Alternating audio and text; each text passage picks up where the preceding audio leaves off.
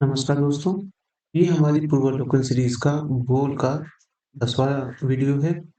इसमें हम देखेंगे भारत की भाषाएँ। इससे पहले हमने भारत के विभिन्न क्षेत्रों को 9 वीडियो में देखे हुए हैं। अगर आपने वो वीडियो नहीं देखे हैं, तो इससे पहले आप वो वीडियो देख लीजिए। चलिए प्रारंभ करते हैं। स्वागत है आपका अपने चैनल जिसका नाम है केवल एग्ज़ाम। इसमें हम पूर्वावलोकन सीरीज़ को रिवाइज़ कर रहे हैं। अगर आपको ये वीडियो पसंद आ रहे हैं तो चैनल को सब्सक्राइब करिए और वीडियो को लाइक करिए और कुछ सजेशन देना हो तो आप कमेंट कर सकते हैं। आइए ज़्यादा समय ना बर्बाद करते हुए हम लोग अपना जो चैप्टर है वो देखते हैं। आज का चैप्टर जो है उनका नाम है भाषाएँ। मतलब भारत में बोली जाने वाली विभिन्न भाषाएँ के बारे में बताया गया है इसमें। तो भारत में हिंदी सर्वाधिक लोगों द्वारा बोली जाने वाली भाषा है। भारत में हिंदी के पश्चात बांग्ला भाषा सर्वाधिक बोली जाती है। याद रखना है, पूछा जाए कि भारत में हिंदी के बाद कौन-सी भाषा सबसे ज़्यादा बोली जाती है, वो है बांग्ला भाषा बोली जाती है। बांग्ला यानी कि बंगाली विश्व के छठे नंबर की सर्वाधिक बोली जाने वाली भाषा है। विश्व में इसके कुल प्रयोगकर्ताओं की संख्या 267.65 मिलियन लोग हैं। ये 2021 के अनुसार भारत की विभिन्न भाषाओं को निम्न समूह में विभाजित किया गया है। पहला समूह है भारत यूरोपीय भाषा। परिवार से संबंधित भाषाएँ हैं, मतलब भारत और यूरोपियों की को मिला के जो भाषाएँ बोली जाती है वो है मराठी, संस्कृत, पाली, अंग्रेजी, प्राकृत, अपभ्रंश, हिंदी, बंगला और गुजराती। वहीं द्रविड़ भाषा के परिवार में देखेंगे तो आ पाएगा तेलुगु, तमिल, मलयालम, कन्नड़, गोंडी, उरांव। वहीं ऑस्ट्रो एशियाटिक का देखेंगे, ऑस्ट्रो एशियाटिक समूह का देखेंगे तो इसमें आएंगी खासी, संथाली, मुंडारी तथा भूमिजा। यह भारतीय जनजातियों द्वारा बोली जाने वाली भाषा है, जो खासी, संथाली, मुंडरी और भूमिजा जो है वो भारतीय जनजातियों द्वारा बोली जाने वाली भाषा है।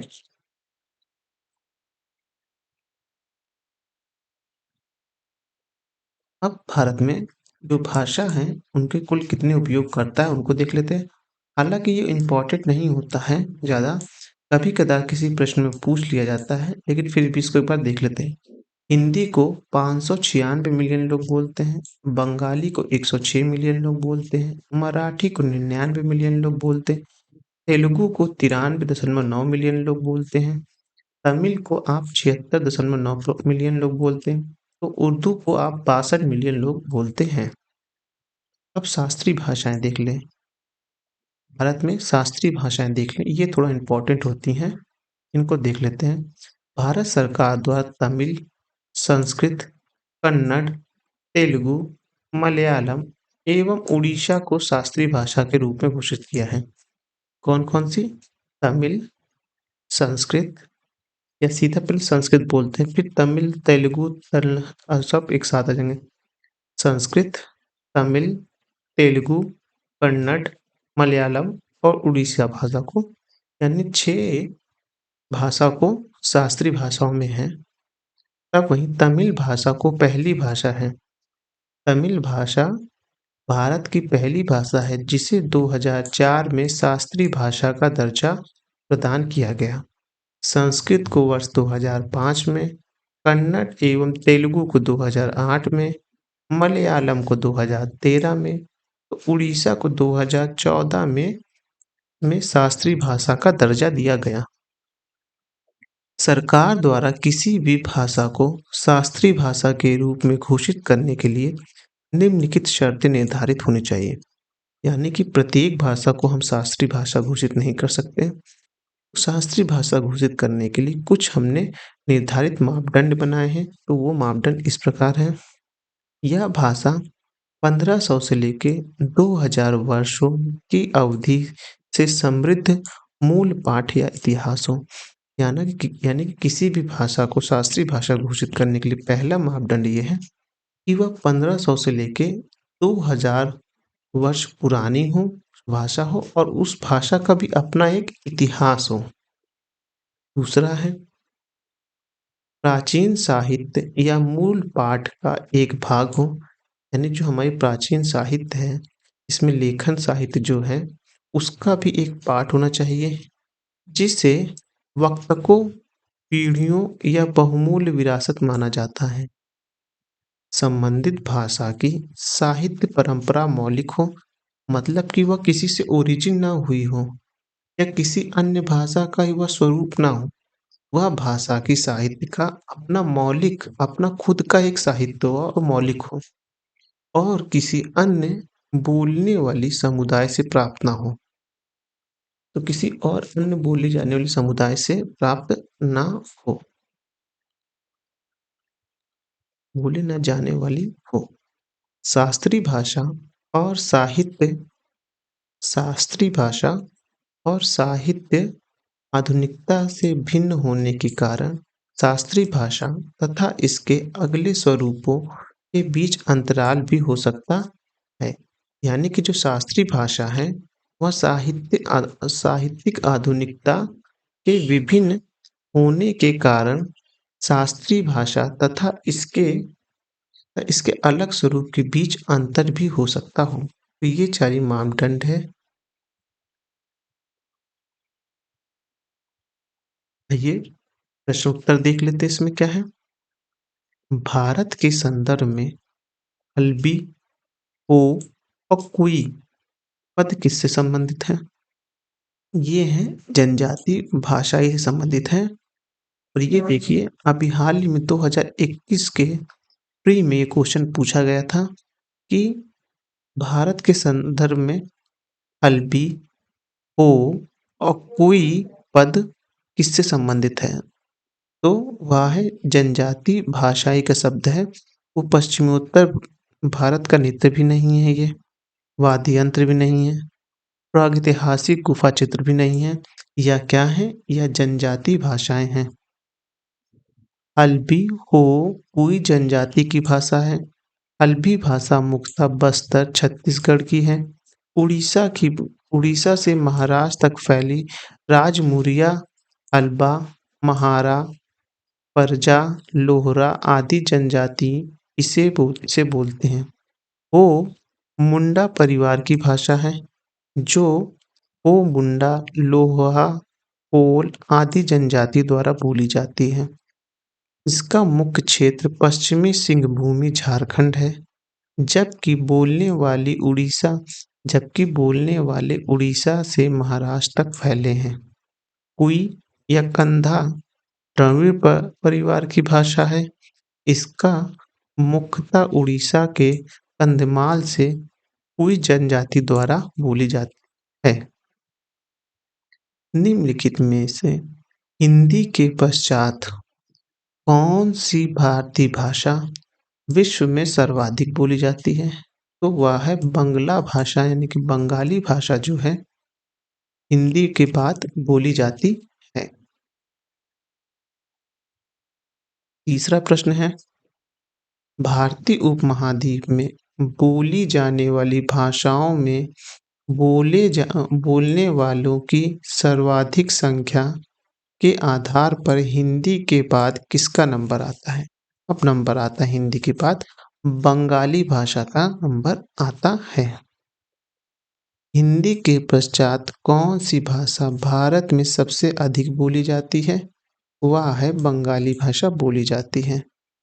निम्नलिखित में से भारत का कौन सा सबसे बड़ा भाषाई समूह है? वह भाषाई आप समूह देखेंगे इंडो आर्यन समूह सबसे बड़ा भाषाई समूह है। 2011 की जनगणना के अनुसार भारत में 78.05 जनसंख्या इंडो आर्य भाषा समूह से संबंधित है। द्वितीय क्रम का भाषा समूह द्रविड़ है। देखो इसमें दिया हुआ है भारत और यूरोपियों को इंडो आर्य ही कहा जाता है, जो 78% बोली जाती है। वहीं आप द्रविड़ में देखेंगे तो वह 19.64 बोली जाती है। ऑस्ट्रो और ऑस्ट्रो और एशियाई का देखेंगे तो 1.11% बोली जाती है। तिब्बती और बर्मा में देखा जाए तो 1.01% है। तो वहीं सेमेटो हेमे हेमेटिक में देखा जाए तो वह 0.004% है। अब देखेंगे 10वां निम्नलिखित भाषाओं में से कौन सी एक ऑस्ट्रिक समूह की है? तो वह आपकी खासी भाषा जो है वह ऑस्ट्रिक समूह की है। ऑस्ट्रिक समूह यानी कि ऑस्ट्रिक एशियाटिक की भाषा खासी, संथाली, मुंडारी तथा भूमिज है। यह भारतीय जनजातियों द्वारा बोली जाने वाली भाषा है। अब मानचित्र वाले प्रश्न दिए हुए हैं जो कि आईएएस में पहले आया करते थे। अब क्षेत्र दे दिया है ABCD। अब इसमें बोली जाने वाली भाषाओं का क्रम पूछ रहा है। तो ब्रजभाषा, अवधी भाषा, भोजपुरी भाषा और मैथिली भाषा। जो आपका मैथिली भाषा ये देखिए कहीं न कहीं से टच कर रहा है आपको बिहार के साथ-साथ ये नेपाल को भी टच कर रहा है क्योंकि यहाँ बोली जाती है। इसको रफ कर देते हैं। तो ऑप्शन नंबर आप सी देखेंगे वह सही रहेगा। वर्ष 2014 में इसे प्राच्य भाषा का दर्जा दिया गया यानी कि प्राचीन भाषा का दर्जा किसे दिया गया था? मतलब जो हमारी प्राचीन मतलब कि शास्त्रीय भाषा का दर्जा किसे दिया गया था 2014 में? वह दिया गया था उड़ीसा को दिया गया था। अब हम देखने जा रहे हैं अपवाह तंत्र। ये नया चैप्टर स्टार्ट करने जा रहे हैं जिसका नाम है अपवाह तंत्र यानी कि अपवाह मतलब बहने वाला तंत्र मतलब गंगा नदी तंत्र। नदियों का जो तंत्र होता है उसको हम इस चैप्टर में देखेंगे कि नदियाँ कहाँ-कहाँ से किस-किस प्रकार से और कैसे-कैसे बहती आई हैं। तो हम देखने जा रहे हैं गंगा नदी तंत्र मतलब कि हम गंगा नदी का जो प्रवाह तंत्र है उसको इस चैप्टर में पढ़ेंगे। हिमालय की नदियाँ पूर्ववर्ती अफवाह का उदाहरण हैं। हिमालय की नदियाँ जो है पूर्ववर्ती अफवाह यानी कि ये मान लें हम डायरेक्शन तो ये होगा ईस्ट, वेस्ट, नॉर्थ, साउथ यानी कि पूरब, पश्चिम, उत्तर, दक्षिण। तो जो हिमालय की नदियाँ हैं वो देखिए अगर मान लो हिमालय उत्तर मान लो तो वो ऐसे बहती हैं, पूर्व की ओर। तो यही वो बोलना चाह रहा है कि हिमालय की नदियाँ पूर्ववर्ती अफवाह का उदाहरण है। ये हिमालय के उत्थान क्रम में निरंतर अपरदन कार्य करती आई हैं यानी कि जैसे-जैसे हिमालय की उत्पत्ति या उत्थान हुआ है, ये निरंतर मतलब लगातार अपरदन कार्य करते मतलब कि रास्तों को काट-छाँटते हुए अपना रास्ता बनाते हुए आई हैं। अतः इनके द्वारा गाज, महाखंड आदि का निर्माण किया जाता है। इस प्रकार की नदियाँ सिंधु, सतलज, गंगा और ब्रह्मपुत्र हैं। गंगा भारत की सबसे लंबी 2525 यानी कि 25-25 किलोमीटर लंबी नदी है। इसका उद्गम गंगोत्री हिमालय के गोमुख से होता है। टिहरी में इसे भिलांगना और देवप्रयाग में अलकनंदा नदी आकर मिलती है। यानी टिहरी में देखेंगे आप टिहरी में क्या हुआ भिलांगना और देवप्रयाग नदी जो देवप्रयाग में अलकनंदा नदी आकर मिलती है। भागीरथी और अलकनंदा के संयुक्त रूप को ही क्या कहा जाता है गंगा कहा जाता है।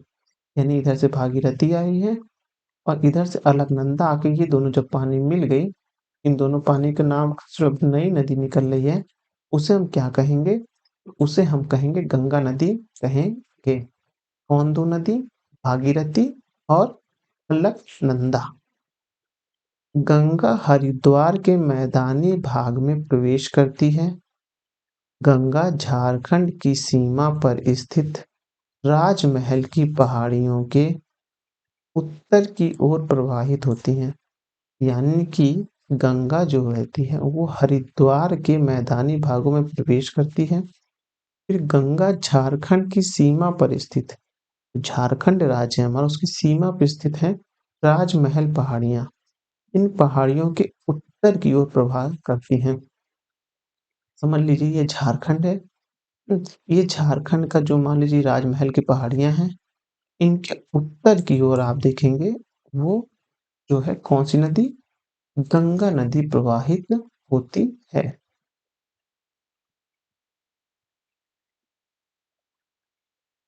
प्रभावित होते हुए पश्चिम बंगाल के फरक्का नामक स्थान पर बांग्लादेश में प्रवेश करती है। पश्चिम बंगाल जो है वह बांग्लादेश से सटा अपनी सीमा साझा करता है। यानी कि एक देश एक राज्य के साथ सीमा साझा करता है। देश कौन है? बांग्लादेश। राज्य कौन है? पश्चिम बंगाल। तो ये दोनों सीमा साझा करते हैं। तो वहीं पास से पश्चिम बंगाल के फरक्का नामक स्थान पर यह बांग्लादेश में प्रवेश करती है। बांग्लादेश में कहाँ से प्रवेश करती है? फरक्का से प्रवेश करती है। फरक्का कहाँ है? पश्चिम बंगाल में है। इसे यहाँ पद्मा के नाम से जाना जाता है। यानी कि बंगाल यानी कि बांग्लादेश में गंगा का नाम क्या हो जाता है? पद्मा हो जाता है।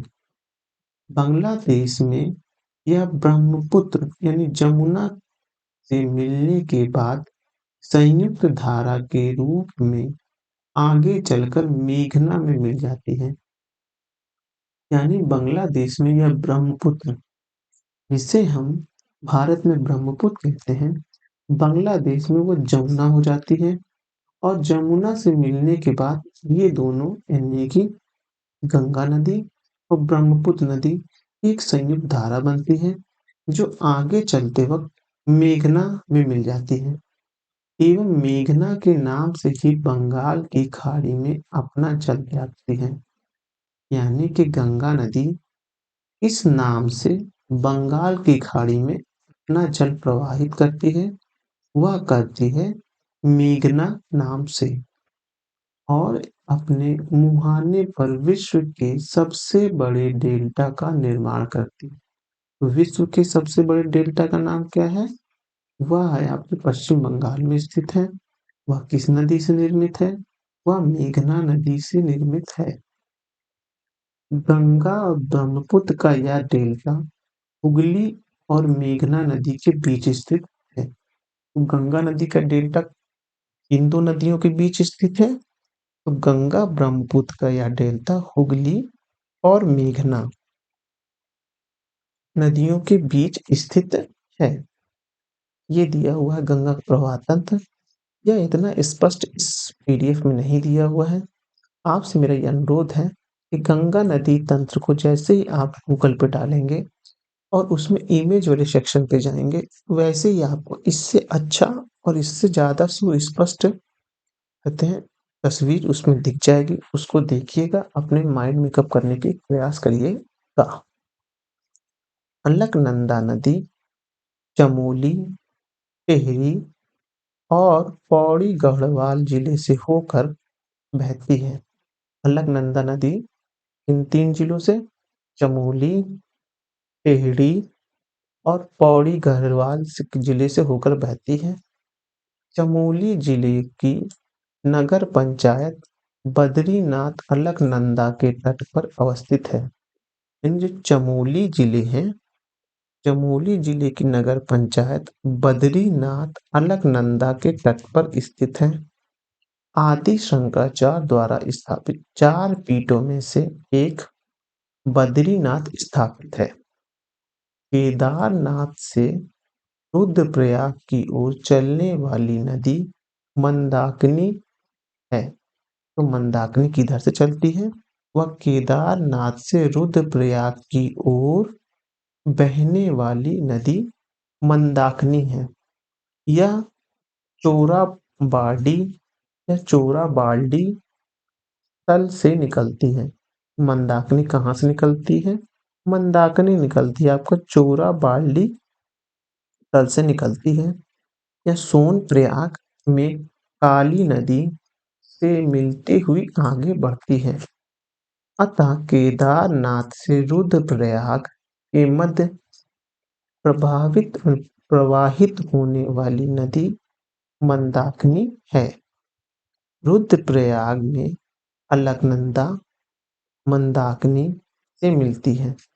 तो रुद्रप्रयाग में जो है वह मंदाकिनी अलकनंदा से मिल जाती है। केदारनाथ मंदाकिनी नदी के तट पर अवस्थित है।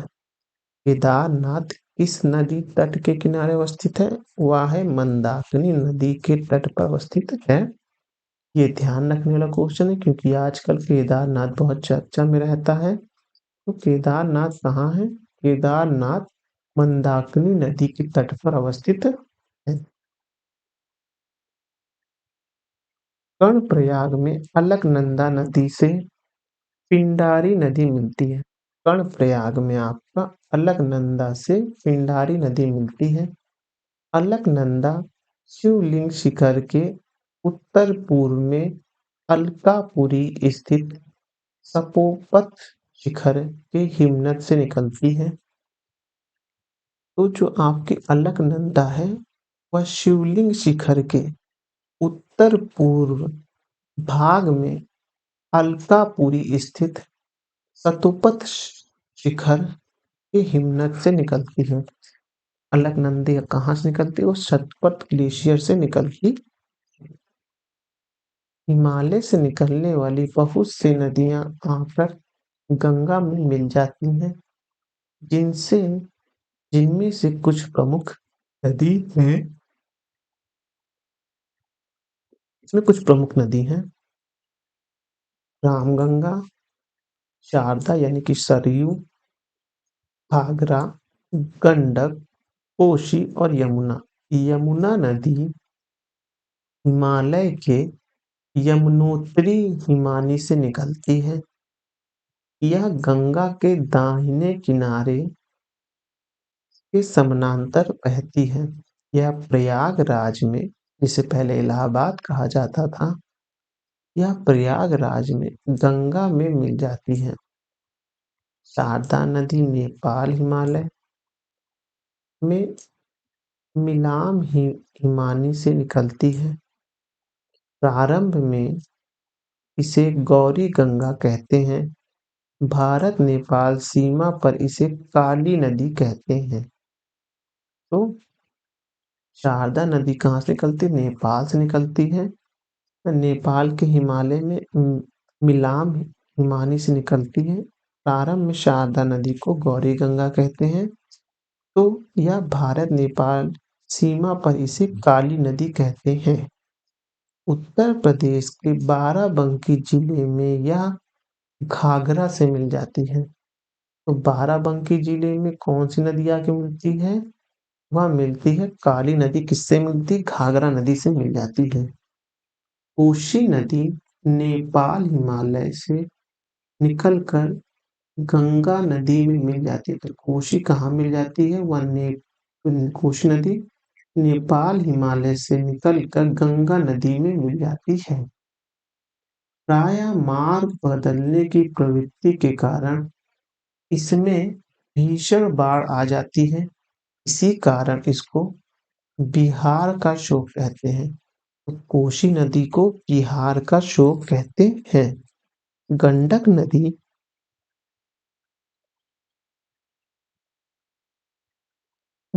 नदी नेपाल हिमालय से, याद रखिएगा, नई नदी की बात हुई जिसका नाम है गंडक नदी। नेपाल हिमालय से निकलकर पटना के निकट सोनपुर में गंगा में मिल जाती है। तो आप देखेंगे जो गंडक नदी है वह नेपाल से निकलती है और पटना के निकट सोनपुर में गंगा नदी में मिल जाती है। त्रिवेणी नहर में गंडक नदी से पानी आता है। जो त्रिवेणी नहर बनाई गई है उसका पानी कहाँ से आता है? उस नहर में पानी गंडक नदी से आता है। गंडक नदी कहाँ से निकलती है? तो गंडक नदी आपकी नेपाल हिमालय से निकलती है तथा पटना के निकट सोनपुर में आकर गंगा से मिल जाती है। तो और गंडक नदी में कौन-सी नहर बनी है? उससे उस नहर का नाम है त्रिवेणी नहर है। यह पश्चिम चंपारण जिले में स्थित है। रामगंगा नदी का उद्गम उत्तराखंड राज्य के पौड़ी गढ़वाल स्थित दूधाटोली श्रेणी से होता है। तो रामगंगा नदी का उद्गम कहाँ है? वह उत्तराखंड में है। और उत्तराखंड में जो नदी है वह पौड़ी गढ़वाल स्थित दूधाटोली श्रेणी में से होती है। यमुना नदी यमुनोत्री हिमनद के बंदरपुछ चोटी के पास उद्गमित होती है। तो जो यमुना नदी है, यमुना नदी यमुनोत्री हिमनद के बंदरपूछ चोटी से के पास उद्गलित होती है। तो याद रखने वाली बात है कि जो यमुना नदी है वो यमुनोत्री के कहाँ से? बंदरपूछ चोटी के पास से उद्गलित होती है।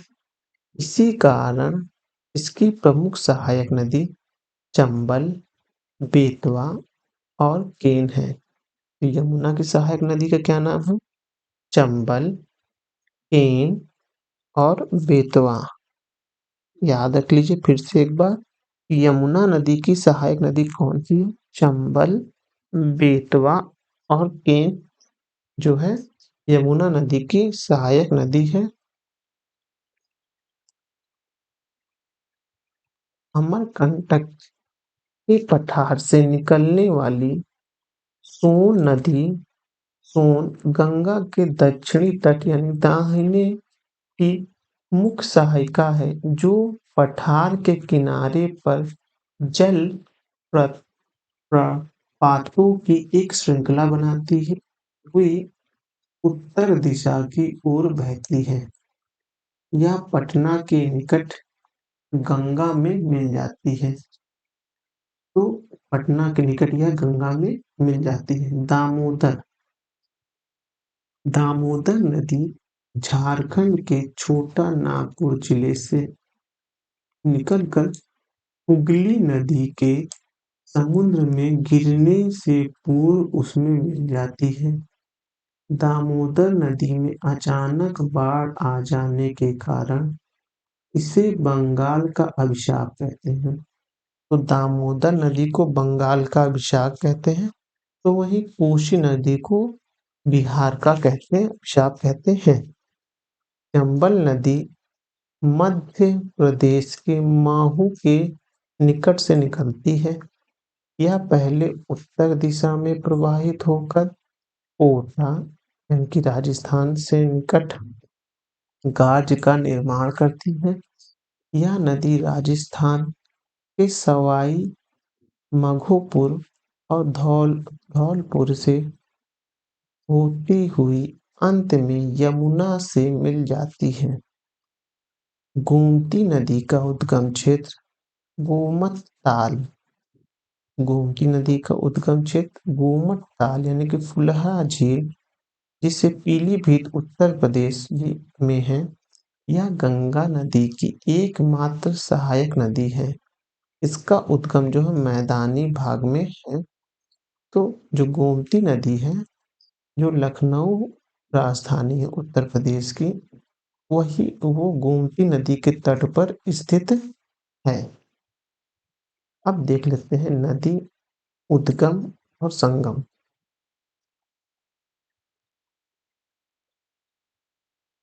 गंगा गंगोत्री हिमनद के बंगाल की खाड़ी में संगम होता है। यमुना यमुनोत्री हिमनद से जो कि बंदरपूछ है, वह गंगा प्रयागराज इलाहाबाद में मिलन होता है। शारदा यानी कि काली नदी मिलाम हिमनद हिमानी से जो कि नेपाल पास है, और घग्गर नदी जो कि बाराबंकी में संगम होता है। कोसी नदी का उद्गम गोसाईपाल नेपाल में है और संगम जो होता है वह गंगा में होता है। गंडक जो है वह नेपाल हिमालय में है। गंडक कहाँ है? नेपाल हिमालय में है। और गंगा सोनपुर पटना में विलय होता है। रामगंगा जो है वो दूधाटोली श्रेणी यानी उत्तराखंड से से निकलती है और संगम गंगा नदी में भी होता है। सोन नदी अमरकंटक पठार से निकलती है। गंगा यानी कि पटना के निकट उसका मिलन हो जाता है गंगा से। दामोदर छोटा नागपुर पठार से निकलती है और हुगली के निकट कोलकाता के निकट यानी हुगली में इनका संगम होता है। चंबल जो है वो महू यानी कि मध्य प्रदेश से निकलती है और यमुना यानी कि इटावा के पास मिल जाती है। गोमती गौमत ताल पुरहा झील से निकलती है और गंगा में इसका विलय हो जाता है। आइए प्रश्न उत्तर देख लेते हैं। गंगा नदी उदाहरण है, एक पूर्ववर्ती प्रवाह का उदाहरण है। बांग्लादेश में गंगा को पुकारा जाता है, वहाँ इसे पद्मा बोला जाता है। बांग्लादेश में प्रवेश करने के बाद गंगा नदी को निम्नलिखित नाम से जाना जाता है, तो वहाँ उसे पद्मा कहा जाता है। बांग्लादेश में प्रवेश प्रांत गंगा कहलाती है, वह कहलाती है पद्मा कहलाती है। सुंदरबन डेल्टा का निर्माण करने वाली नदी है। सुंदरबन डेल्टा का निर्माण करती है गंगा और ब्रह्मपुत्र नदी करती है। कथन कारण के प्रश्न हैं, हमेशा इसलिए और क्योंकि लगा के कथन के बाद कारण पढ़ना चाहिए। गंगा बहुत ही प्रदूषित नदी है क्योंकि जो नदी जितना प्रवाहित होती है वह उतनी ही अधिक दूषित होती है। यह गलत है तर्क पूरी तरह से। ये सही है, गंगा नदी प्रदूषित है, तो सी वाला ऑप्शन सही होगा। गंगा को जलोढ़ मृदा की गहराई भूमि सतह के नीचे लगभग आपको मिलेगी 6000 मीटर तक की मिलेगी गहराई। आपको जलोढ़ मृदा की जिसकी गहराई वो मिलेगी। निम्नलिखित कथनों का परीक्षण करें तथा नीचे दिए गए कोड का सही उत्तर चुनें। देवप्रयाग अलकनंदा व भागीरथी नदी के संगम पर स्थित है। दूसरा है रुद्रप्रयाग अलकनंदा और मंदाकिनी नदी के तट पर अवस्थित है। तीसरा है अलकनंदा बद्री अलकनंदा नदी बद्रीनाथ से बहती है, ये भी सही है। केदारनाथ आदि शंकराचार्य द्वारा स्थापित सबसे बड़े पीठ के रूप में माना जाता है, जो कि गलत है, जो कि गलत है। युक्त कथनों का स्पष्टीकरण इस प्रकार से। देवप्रयाग में भागीरथी अलकनंदा से मिलती कथन एक सही है। रुद्रप्रयाग में मंदाकिनी अलकनंदा से मिलती यह भी कथन सही है। अलकनंदा नदी चमोली, टिहरी, पौड़ी गढ़वाल जिले से होकर बहती है। चमोली जिले के नगर पंचायत बद्रीनाथ अलकनंदा के तट पर अवस्थित है, ये भी सही है। आदि शंकराचार्य स्थापित 4 पीठों में से एक बद्रीनाथ में स्थित है, न कि केदारनाथ में। आदि शंकराचार्य की समाधि स्थल के रूप में केदारनाथ का महत्व है। केदारनाथ 12 ज्योतिर्लिंग में से एक है। कहना ये चाह रहा है कि आदि शंकराचार्य द्वारा स्थापित 4 पीठों में से एक बद्रीनाथ में स्थापित है, न कि केदारनाथ में स्थापित है। ये है स्थल, नदियों का संगम दिया गया है। रुद्रप्रयाग दिया गया है, नंदप्रयाग दिया, कर्णप्रयाग और देवप्रयाग। देवप्रयाग दिया गया है।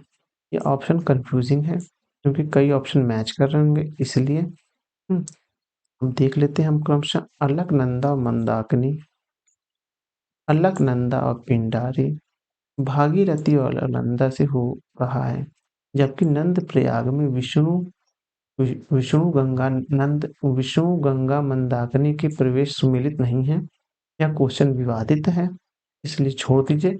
मतलब अदरवाइज आप इसका एक्सप्लेनेशन हमने पहले पढ़ा है, उसमें आप देख सकते हैं। मंदाकिनी नदी किस जल प्रवाह अथवा मुख्य नदी से संबंधित है? वह अलकनंदा से संबंधित है। मंदाकिनी नदी चोराबाड़ी तट से निकलती है। यह सोनप्रयाग में काली नदी से मिलती हुई आगे बढ़ती है। बद्रीनाथ के दक्षिण में रुद्रप्रयाग स्थल नामक स्थल पर यह अलकनंदा से मिलती है। पूर्वी धौली गंगा सहायक है। वह सहायक है पूर्वी धौली गंगा किसकी? काली नदी की सहायक है। निम्नलिखित स्थलों में से कहाँ पर भागीरथी एवं अलकनंदा नदी मिलती है? तो भारत भागीरथी और अलकनंदा मिलती है देवप्रयाग में मिलती है। निम्नलिखित में से किस स्थल पर अलकनंदा तथा भागीरथी का संगम होता है? वह है देवप्रयाग। निम्नलिखित में से अलकनंदा और भागीरथी कहाँ मिलकर आती है? वो है देवप्रयाग में। उस नदी का नाम बताइए जो केदारनाथ से रुद्रप्रयाग के मध्य बहती है। वह है मंदाकिनी नदी जो है केदारनाथ से रुद्रप्रयाग के मध्य बहने वाली नदी का नाम क्या है? वह बहने वाली नदी का नाम है मंदाकिनी है। 16वां प्रश्न है, निम्नलिखित में से किस नदी के तट पर बद्रीनाथ का प्रसिद्ध मंदिर स्थित है? वह है अलकनंदा के तट पर। भारत की सबसे बड़ी वाहन नदी है, सबसे बड़ी वाहन मतलब बहने वाली नदी है, वह है गंगा नदी है। गंगा के बाद गोदावरी, फिर नर्मदा, फिर महानदी है। भारत की सबसे लंबी नदी कौन-सी है? भारत की सबसे लंबी नदी गंगा नदी है। भागीरथी नदी निकलती है, वो निकलती है गोमुख से निकलती है। गंगा नदी की एकमात्र सहायक नदी जिसका उद्गम मैदान में है, चिह्नित है वह गोमती नदी जो कि लखनऊ शहर के पास है। दिल्ली और आगरा के मध्य वर्ष के अधिकांश समय में यमुना नदी मृत हो जाती है क्योंकि यमुना असत वाहिनी नदी है, जो कि गलत है। यमुना भी एक सतत वाहिनी नदी है। निम्नलिखित नदियों में से कौन सा एक यमुना की सहायक नदी नहीं है? तो यमुना की सहायक नदियाँ रामगंगा जो है यमुना की सहायक नदी नहीं है। ये देखिए यमुना की सहायक नदी नहीं है, जबकि चंबल, बेतवा और केन जो है यमुना की सहायक नदी है। रामगंगा गंगा की सहायक नदी है। ये तीनों जो है आपका इसमें केन, बेतवा और चंबल है, ये आपकी यमुना की सहायक नदी होंगी। तो इसमें आंसर टिक कर देते हैं रामगंगा। यमुना नदी का उद्गम स्थल है वो है बंदरपूछ है।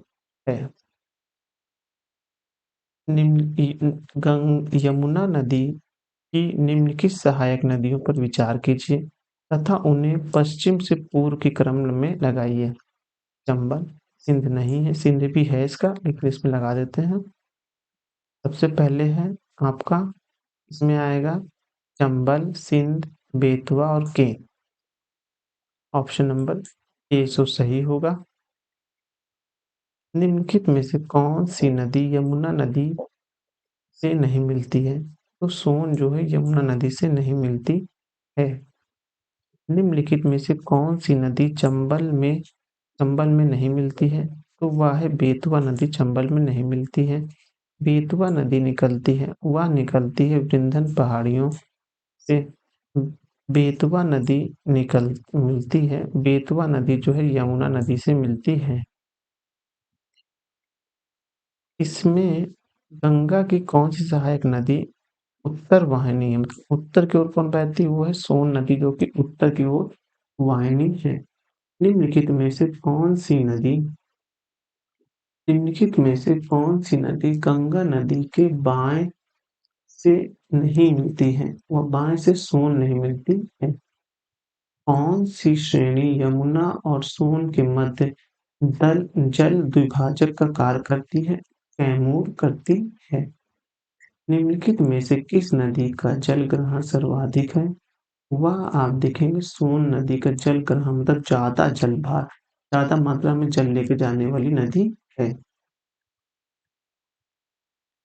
मोरीबंद डेल्टा निम्नलिखित में से किस नदी का एक उपप्रभाव है? वह है बंगाल डेल्टा का। निम्नलिखित में से गंगा नदी का भाग कौन सी नदी है? वह दो या दो से अधिक या कोई भी नहीं है। बिहार राज्य में गंगा के किनारे स्थित जिले की संख्या है वह है आपकी 17।